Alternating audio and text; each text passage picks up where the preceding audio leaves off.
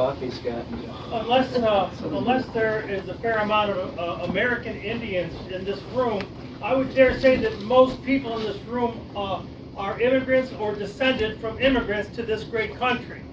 My grandparents came here in 1913. They came through Ellis Island. They did it right. They did it legally. And they came into this country, started out as farmers and then business owners, and probably like most everyone in this room.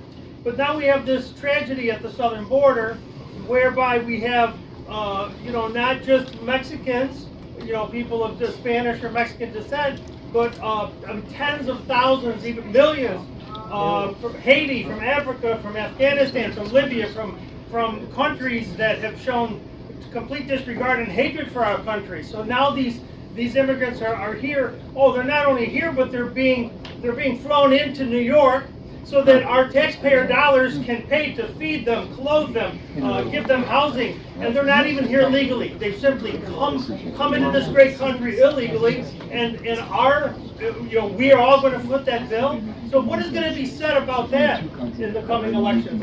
Get people out to vote. That's the only thing that's going to change. We see the courts are becoming politicized. You see how they're shopping judges around to change different orders. One judge moves this way, I'll find another judge that goes this way. So what you have to do is you'll find judges who say that they cannot go around the state legislature, right? Like the Department of Health, trying to come up with these laws and regulations by bypassing the state legislature. And I know this is a state issue, but you're absolutely right. I touched on it a little bit earlier in regard to the border crisis. We need to make sure that we get Republicans in office, and I, without a doubt, know the House is going to flip. The House is going to flip, and I believe the Senate will flip as well. So we need that checks and balances, but that's a big part of it. When I talk about public safety, it's about national security as well. You cannot have a nation without borders. I mean, even President Obama said that, right? And Biden, for the life of me, I don't know why he continues to have this open border policy, and now we're worried about the Russian border. The Ukraine border, but yet our border is so neglected. I mean, what scares me is who's going to be lining up at our border.